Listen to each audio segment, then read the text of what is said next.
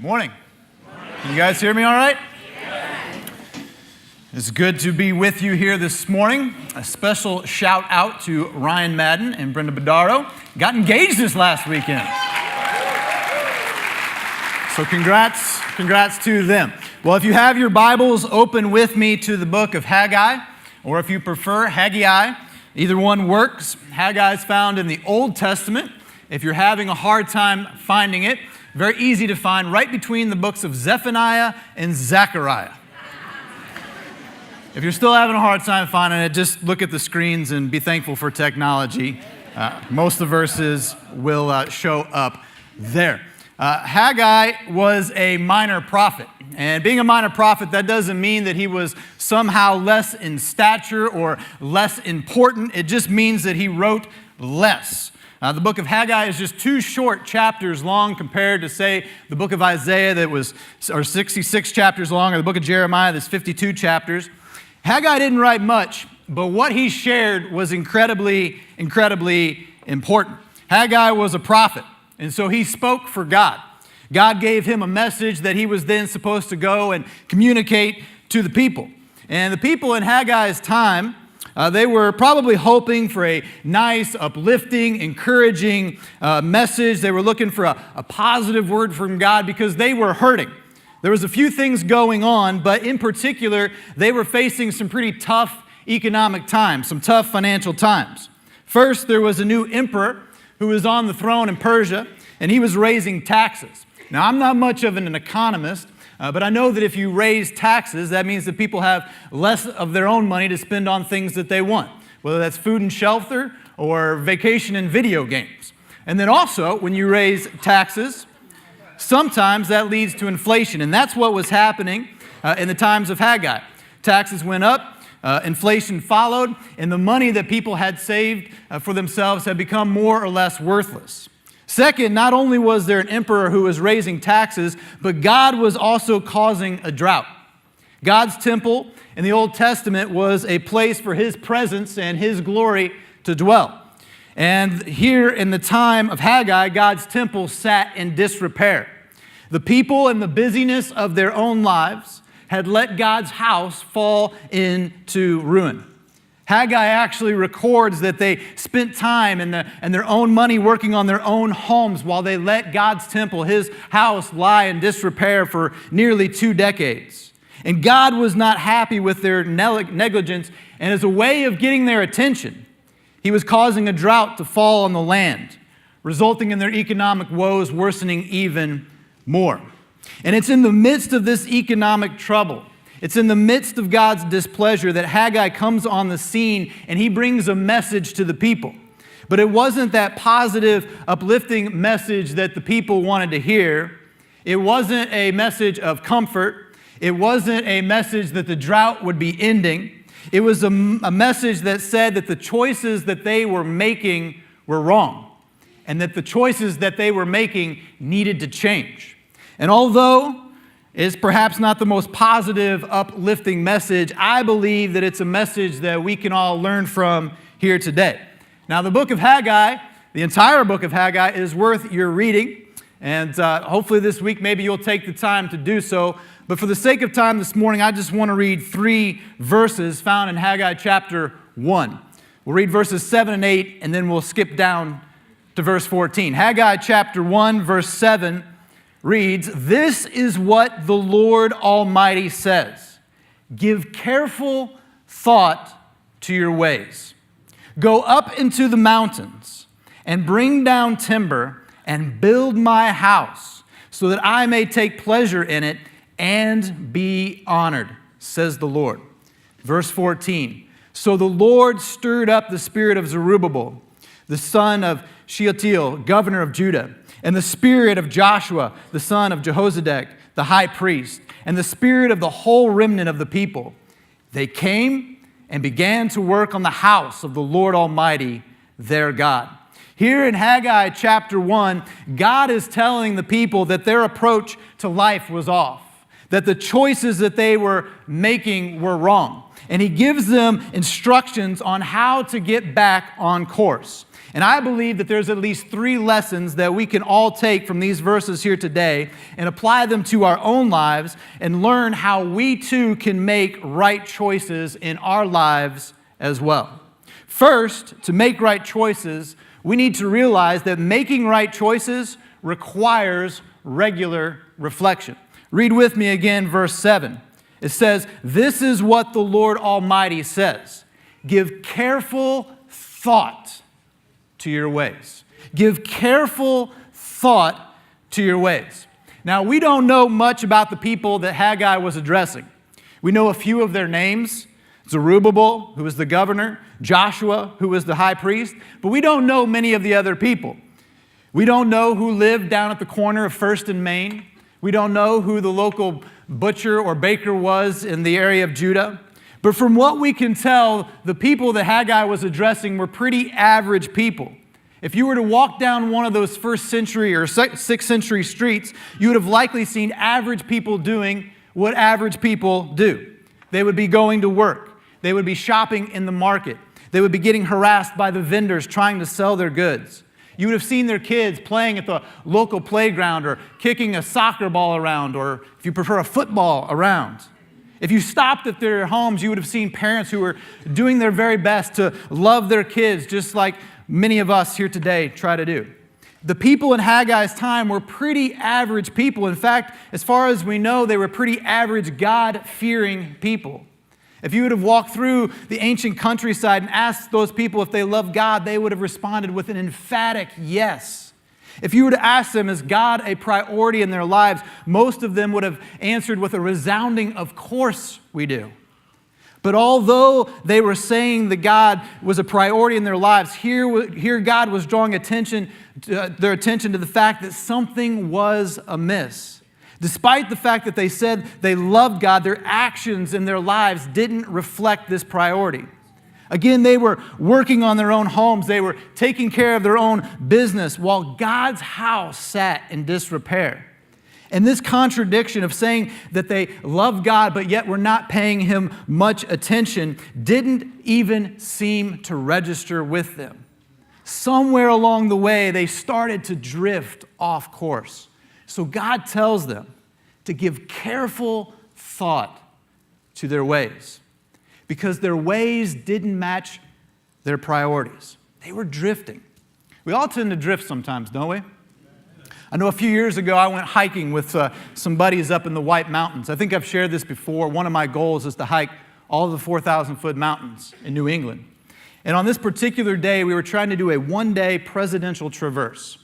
23 miles across the presidential range, 10 different peaks, all in one day.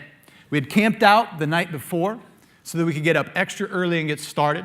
We woke up well before dawn, and I think it actually made it up to the first peak before the sun even came up. And we hiked all day long, up and down, each and every peak. And we finished hiking that night, I think around 7 o'clock or so. We finished hiking around 7 o'clock, but we actually didn't finish a one-day presidential traverse around 7 o'clock. Somewhere between the 9th and the 10th peak, the path subtly split into two, and we didn't notice. And when we should have gone slightly to the left up to the 10th peak and then down to where our car was supposed to be, we went slightly to the right. And hiked for, I don't even actually remember, an hour, 2, maybe even more. And we hadn't even realized our mistake until we stepped out and came around the corner, and we were looking right at the road. Not at the 10th peak like we thought we were going to come across. We were looking at the road and also noticed that our car was nowhere to be found. And so we pulled out the map, did our best to figure out what had happened, and was able to do so, and realized that we had gone off course. And we had missed the 10th peak, and also realized that our car was like 4 miles from where we were at. We didn't have enough time right then to go back up and catch the 10th peak, but we had to hustle it. We hustled it down the highway to our car. It was a simple mistake. It cost us time. It cost us our goal of completing a one-day presidential traverse. But the thing about that whole day, in our mind, we actually never had veered from our goal. All day we were laser focused on completing a presidential traverse. That was our goal. We never wavered from that. Halfway through the hike, we never said, you know what, this is way too much work. Let's just go home and take a nap. We never changed our goal. If anyone would have stopped us at any point, even in that point where we were off course and said, what are you guys up to? We would have said, we're trying to complete a one-day presidential traverse. Our goal was right the whole time, but unknowingly, we had drifted. Subtly, we had gotten off course. And that's exactly what's going on here in the book of Haggai. The people had the right goal. They had the right priority. They loved God, but they hadn't even realized how far they had drifted off course and that their actions no longer mirrored what they said their priorities were. And so God tells them to give careful thought to their ways. Their priority was right, but their actions were wrong. Their actions didn't reflect what their priorities were. And you see, the thing is our priorities are worthless if our daily actions are not living them out. And God has given us some pretty important priorities in our lives. The chief one being our faith, our relationship with Him. You know the verse well, Mark chapter 12. It talks about the greatest commandment. It says, this is the most important commandment. You must love the Lord your God with all your heart and with all your soul and with all your mind and all your strength. A lot of us start off with a relationship that's on fire for God, but then we start to subtly drift. Like the people in Haggai, we get busy. Life gets in the way of us praying as much as we want to, or busyness gets in the way of us having a daily time with God. We allow things to fill in our weekend and push church out. We commit to so many other things that we don't have time to serve in our own church family. We start off strong, but we start to drift. And it's not just our faith that should be a priority, but also our family. Hopefully for those of you who are married here this morning, you received some good marriage counseling before you got married and before you walked down that aisle. And someone told you that when you get married, your priorities in life have to change. I remember a few years back, I was doing some premarital counseling with a couple, and the topic of Sunday football came up. Not surprisingly, it was the wife-to-be who brought it up, and she explained how her fiancé loved to watch the Patriots. Nothing wrong with that. A few of you do, including myself, sometimes. He loved to watch the Patriots, but it wasn't just the Patriots that he loved to watch. He liked watching the early game and the mid-afternoon game and the late game, all season long. And by all season long, I mean preseason, regular season, postseason. And Sunday was the only day that they were going to have off together. Let's just say that I don't think that guy really liked my counsel much that day. When you get married, God's priorities and hopefully your own priorities for your life change. And if God's blessed you with children, your priorities are different as well. Pastor Tim preached a great message 2 Sundays ago, I believe, on children. And I won't repeat it all here, but if you have kids and you missed that message, you need to go back and you need to listen to it this week. The bottom line, though, is when you have children, your priorities need to change. If God's blessed you with a boy, then you need to spend time with him. If God's blessed you with a little girl, then you need to go from scheduling a tea time with your friends on the golf course to scheduling a tea time with your little girl. Your priorities have to change. We have these God-given priorities for our lives, and most of us here today would say that they are our priorities, but what Haggai chapter 1, verse 7 is instructing us to do is to give careful thought to our ways, because sometimes we drift without even knowing it. And it's like me with my hike. Unless we stop and we consider our ways as God's asked us to, we don't even know something is wrong until it's far too late. So before it's too late, we need to give careful thought to our ways so we can adjust course if we get off track. And how do we adjust course? God gives us that answer in verse 8. Verse 8 says, "Go up into the mountains and bring down timber and build my house." Now the people of Judah, again, they have gotten off track. Their actions didn't match their priorities. So God told them to reflect on their ways. And so they did. And as they did, they realized they'd gotten off track. And to get them back on track, God told them what they needed to do. And He told them that in order to make right choices, they had to do some hard work. And that's the second thing today. Making right choices requires doing hard work. Now, God is wiser, He is bigger, He is deeper than any of us could possibly ever imagine. And some things about God, they're tough to grasp, they're tough for our minds to even come to understand. But sometimes God and sometimes the advice that He gives is incredibly simple.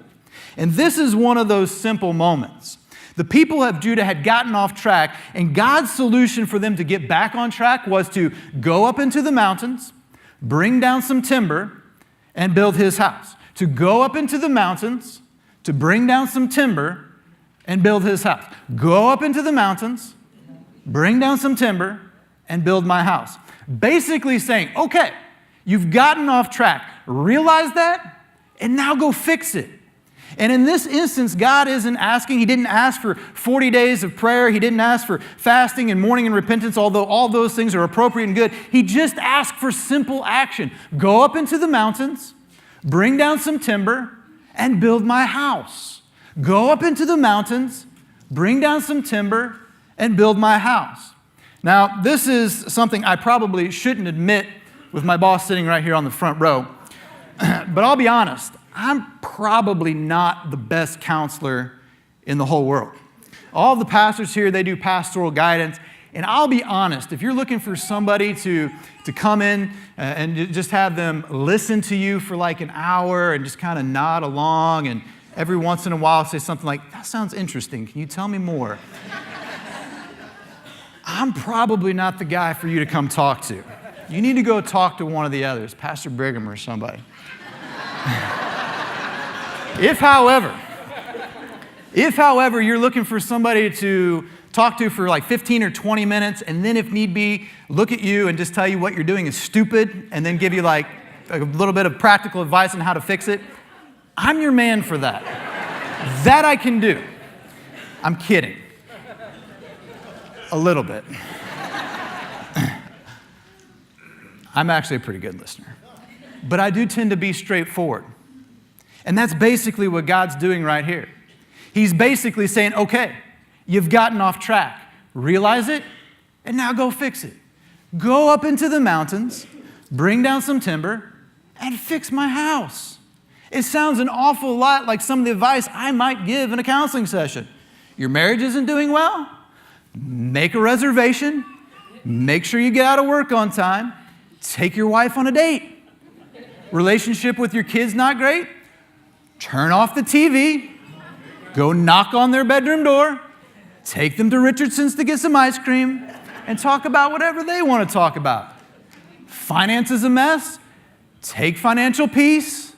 Cut up your credit cards. Live on less than what you make. Addicted to pornography? Cancel your internet subscription. Go to Pure Life with Pastor Vinny. Get some accountability in your life. Not doing well at work? Stop checking Facebook on the clock. Stay late. Get your job done. Feeling distant from God? Don't schedule stuff on Sunday. Come to church for a month straight and pray at the altar every service. Go up into the mountains, bring down some timber, and build my house.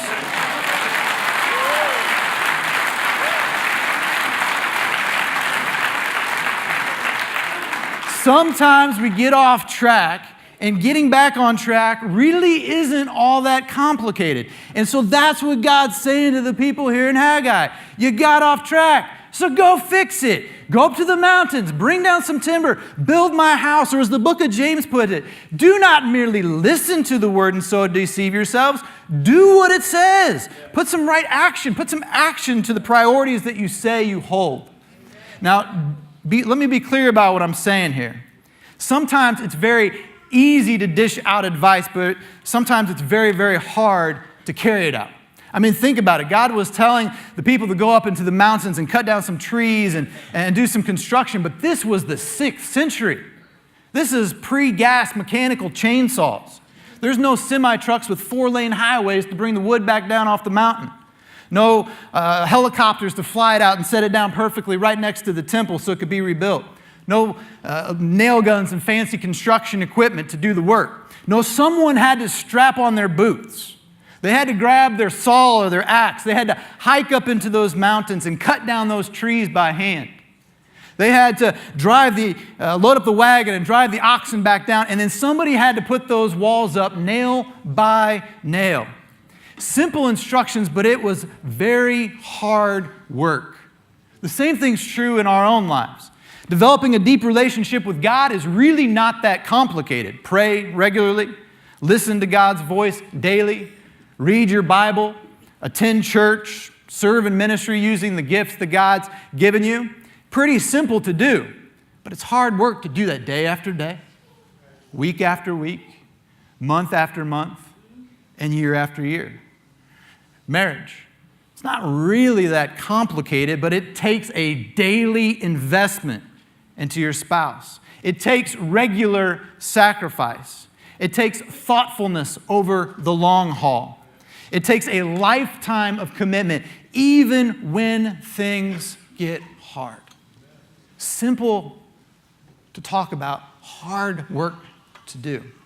Developing a relationship with your teenager. Okay, that's both complicated and hard. No, it takes time. It takes energy. It takes effort. And if our actions are not matching our priorities, then God is asking us to reflect on that and then do something about it. But although it's often quite simple, it does require very hard work. Now, I know what some of you may be saying, Pastor Jamie, that's great. We should have the right priorities, and our ways and our actions should match those priorities. And I get for most people, if they get off track, just taking steps in the right direction will get them going again. But you do not realize how far down the wrong path I've gone. You don't realize how far I've drifted. I have gone too far, and I've done too much wrong to turn this thing around. If that's you this morning saying something like this, then this third point is perhaps more for you than anyone else. Because the third thing that we need to realize if we're going to make right choices, we need to realize that with God, it is never too late to make the right choice. With God, it is never too late to make the right choice. Now, please pay close attention to what I just said. With God, it is never too late to make the right choice. Unfortunately, though, we do live in the real world, and sometimes our choices, our sin, have real-world effects. And sometimes those effects mean things need to come to an end. They need to come to a close. For example, if you've been stealing from your company, whether you're stealing money or goods or time, which, by the way, is the same thing as stealing money. Thought I'd throw that in there for anybody who works for someone else. If you've been stealing from your company and you get caught and you get fired, on one level, it is probably too late for you to start making some right choices. With God, it's never too late to stop stealing. He will forgive you. He will give you a new start. Likely, though, your company will not. I've never seen God change history or allow us to travel back into the past to fix our past mistakes. I wish He would. Sometimes we make choices, and those choices have real-world effects. I've been talking to a young man recently that's allowed his marriage to unravel. Years of neglecting his marriage. Years of abusing drugs and alcohol. Years of abusing his wife verbally and physically. And now his wife has filed for divorce, which at least on the surface has seemed to be a wake-up call for him. Saying all the right things, doing all of the right things, and now he's asking for another chance. The reality is, though, his wife already gave him a second chance, and a third chance, and a fourth, and a fifth, and a 15th, and probably even a 50th. And although I do believe that God can do the miraculous, it very well might be far too little, far too late for this man and his marriage. Sometimes our missteps, our sin, does have real-world consequences that cannot be reversed. And the people here in Haggai, they made the right choice. They started to rebuild God's temple, but they never got back the years that they lost letting God's temple lie in disrepair. They never got back the crops that they lost due to their drought and disobedience. But God gave them a second chance and an opportunity to move forward, and they took him up on that opportunity. Haggai chapter 1 verse 14 says that they obeyed the voice of the Lord their God and came together to begin the work. You see, in God's eyes, it is never too late to do the right thing. In God's eyes, it's never too late to make the right choice. And perhaps no story illustrates this more than the story of Manasseh. Now, I grew up going to church, and I honestly don't ever remember a lesson in Sunday school or youth group on Manasseh. I remember lots of stories on David. I remember lots of stories on Moses and Gideon and some small boy that brought Jesus some fish and some loaves, but I do not remember ever hearing a lesson or a sermon growing up on Manasseh. Manasseh, he was a bad dude. He's not the kind of story that parents read to their kids as they're putting them to bed at night. Manasseh was, he doesn't usually get mentioned with people like Abraham and Moses and all those heroes of the faith. If you were going to compare Manasseh to some people from history, you would put him in a category of like Attila the Hun or Genghis Khan or Hitler or maybe more recently Saddam Hussein or Osama bin Laden. Those would be the people that, Manasseh would be hanging out with. Manasseh was a bad dude, and you did not want to cross him. And he actually got his start very early in life. Manasseh became king when he was 12 years old. Now, I have an 11-year-old. He will soon be 12. And I think he's rather exceptional. And maybe one day he will go on to be president or something like that. But it's really hard for me to imagine my son Jack being king. I can picture him riding his bike. I can picture him playing his Xbox. But ruling an entire country seems like a pretty far stretch right now. But that's exactly what happens to Manasseh. Manasseh becomes king at the age of 12.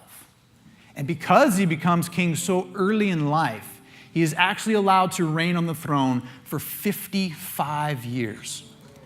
Now, we live in the United States and we have a president that has a 4-year term limit. And any president can do a whole lot of good or a whole lot of bad in 4 years. And if they're reelected, certainly in 8 years, they can do a whole lot of good or a whole lot of bad. But Manasseh wasn't limited by term limits. He had 55 years on the throne to either do a whole lot of good or a whole lot of evil. Unfortunately, in Manasseh's case, it was the latter.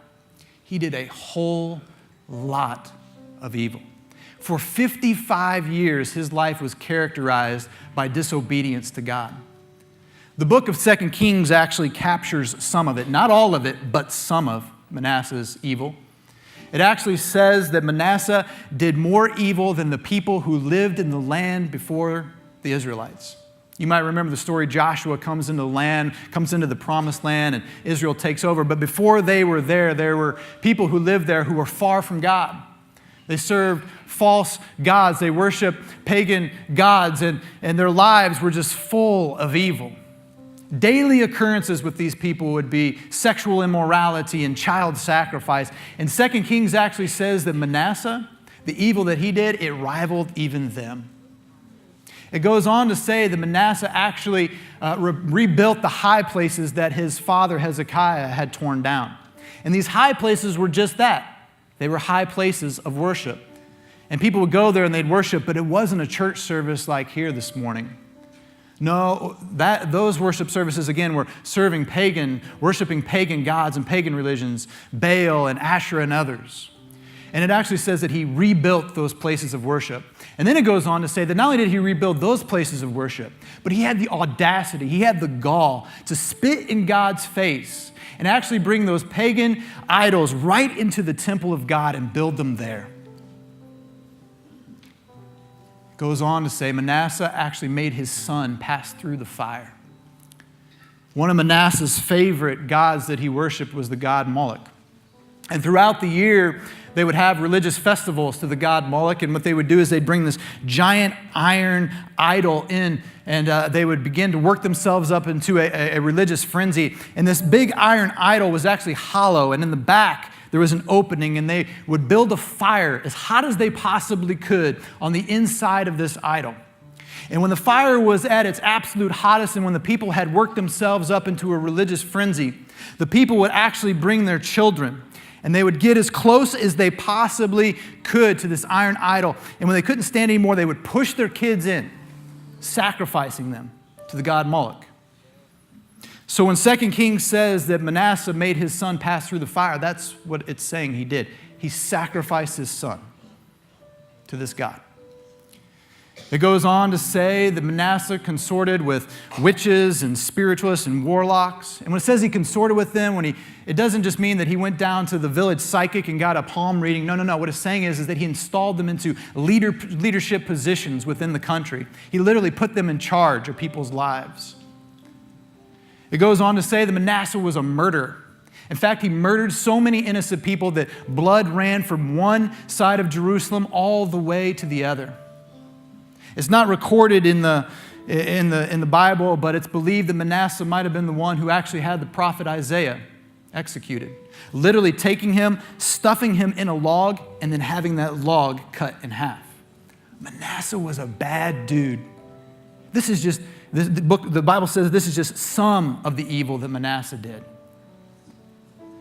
And this went on for 55 years. And finally, God had enough. Now, for many of us, 55 years may seem like a pretty long leash. But eventually, Manasseh reached the end of his rope with God. And God said that he was actually going to wipe Manasseh from the face of the earth. He said he was going to wipe him as one cleans a dish, perfectly clean, and then putting it upside down to dry. He was just going to wipe him completely off. And that's exactly what happens. An enemy army comes and they invade. They ransack the countryside. They capture Manasseh. They bind him in chains. And then they actually take a hook. They put it through his nose. And then they drag him all the way to Babylon by that hook. And then they throw him in a prison to rot and to die. Now, if I were writing the story, the end of the story for Manasseh, that's exactly where he would have stayed. Manasseh would have been, they would say that Manasseh lived out his days rotting and dying in that prison cell because that's what he deserved. 55 years of bad choices and more bad choices. 55 years of spitting in God's face. 55 years of leading people astray and far from God. 55 years of just pure evil. That's where he would stay if I were writing the end of his story. Or if I were writing the end of his story, if Jimmy Booth were writing the end of his story, maybe, I might say one day the king became bored and he pulled Manasseh out of the prison cell and had him executed just for fun. That to me would be a fitting end to Manasseh's life. A life just completely against God. That would be what he deserved. But that's actually not how Manasseh's life ends. That's not how his story ends. In 2 Kings chapter 21, verse 18, this is what it says about the end of Manasseh's life.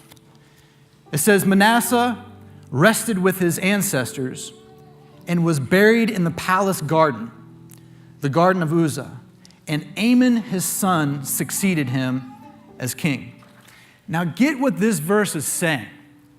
This verse is saying that Manasseh didn't die in that prison cell, but that he was actually allowed to go back to his homeland and be buried in honor with his fathers. It's saying that he was allowed to be restored to his country.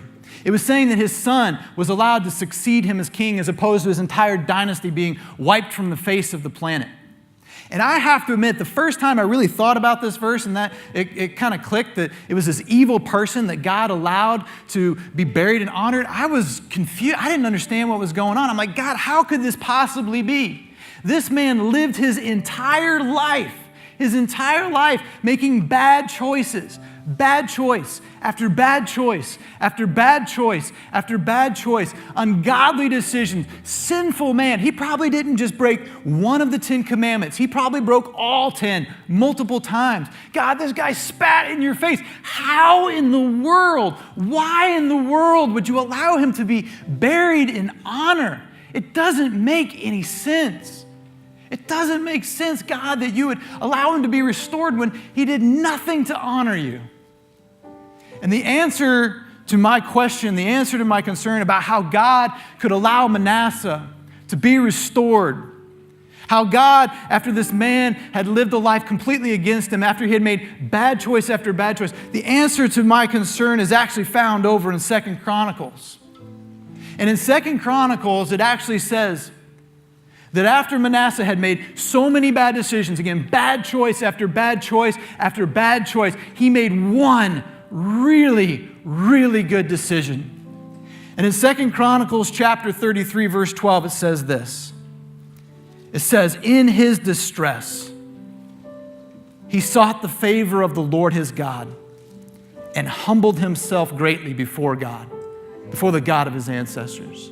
And when he had prayed to him, the Lord was moved by his entreaty and listened to his plea. So he brought him back to Jerusalem and to his kingdom. And then Manasseh knew that the Lord is God. Everybody looking up here. Front row, all of you way back there in the back corner of the balcony.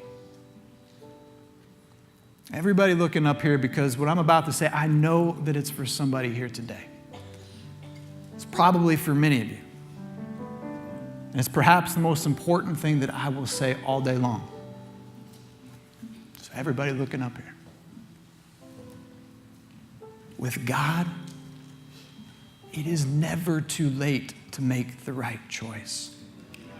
For 55 years, Manasseh made bad decision after bad decision, ungodly choice after ungodly choice, but he made one really good choice, and it changed everything. And you may be sitting here today and you're saying, Pastor Jamie, you have no idea where I've been. You have no idea what I've done. That's true, I may not. But what the story of Haggai is telling us is that God gives second chances. What the story of Manasseh tells us is that God gives third, fourth, 50th, 500th chances if we need it. It is never too late to make the right choice with God. And maybe your whole life, you've had nothing to do with God, and you're sitting here today and you're saying, Pastor Jamie, man, it's great, but I've ignored God my whole life. Could he ever give me a second chance? The answer is yes. With God, it is never too late to make a right choice. Or maybe you were once walking with God and you turned your back on him and you're like, man, would he ever have me back? The answer is yes. With God, it is never too late to make the right choice. It doesn't matter how big of a mess you've made of your life. Manasseh had made an incredible mess, and he had to live with some of the consequences with that. I'm sure that he had tremendous guilt through most of his life, the rest of his life. He would never be able to get his son back. But God gave him a second chance. Because with God, it's never, ever too late to make the right choice. Would you pray with me? With every head bowed and every eye closed. First here today, I just want to ask, maybe you're here and you walked in this morning and you weren't sure exactly where you're at with God. You were wondering, is this whole God thing's for me? Or maybe you're sitting here listening to me talk and you were just wondering, again, maybe you once had a great relationship with God, but you walked away. Maybe you've never had a relationship with God, but today you're wanting a second chance with him. You want to begin a relationship with God. You want to begin a relationship with Jesus Christ. Man, I would just love the opportunity to pray with you today. And if you're here today and you want a new opportunity, a new chance with God, I promise I'm not going to embarrass you. I'm going to put you on the spot. I don't want to make you stand up and say anything, but I would just love to pray for you. And I'd love to know who I'm praying for. And so if you're here today and you want to begin a new relationship with God, you want a second chance with God, you want to make Jesus Christ your Lord and Savior and begin to walk with Him, then I would love the chance to pray with you. And if you just raise your hand, I'd love to know who I'm praying for. Anybody here today? I see your hand. I see your hand. Anybody else here today? I see your hand in the back there, buddy. I see your hand. Anybody here today? I see your hand up there in the balcony. You want a second chance with God. You want to begin a relationship with God. Would you just raise your hand so I can pray for you? I see your hand. See your hand. See your hand there, bud. Anybody else? Today is the day you want to begin. You want a second chance with God. I see your hand. I see your hand. See your hand in the back there, man. Wait just another second. Today is the day you want to begin a relationship. See your hand in the back there, buddy. You're saying, I want a second chance with God. Wait just a moment longer. Anybody else? See your hand there, ma'am. Father, for each and every single one who raised their hand here today, God, I pray that you would just seal that decision to follow you, that you would just answer that, to give them another chance. God, I pray, Lord, that they would just begin to walk with you each and every day. God, pursuing you with all their heart, soul, mind, and strength. Amen. Here's how we're going to close out today. The altar call is for everybody. The first point was very simply that making right choices requires regular reflection. That's for all of us. And so maybe you're here today and you just want to come and spend some time around this altar and just say, God, I think I got my priorities right, but I just want to check in. And I invite you to come and ask the question, do your actions really reflect the priorities that you say you have? And allow God to speak to your heart. And maybe as you're coming and you're praying, God says, you know what? Your actions actually don't match your priorities and you need to make some course corrections. Then I would invite you to come and just seek after God and let Him speak to your heart as well. If you were one of those that raised your hand there and said you want to begin, you want a second chance with God, there's actually some people down here at the altar. They would love the chance to pray with you. They actually have a gift that they'd like to give you. So as you're leaving today, as people are leaving today, if you'd make your way forward, again, they got a gift they'd like to give you. They'd love to pray with you. But can we all stand together here? The worship team's going to lead us in another song, another chorus. And when you feel that God's released you, you're free to go.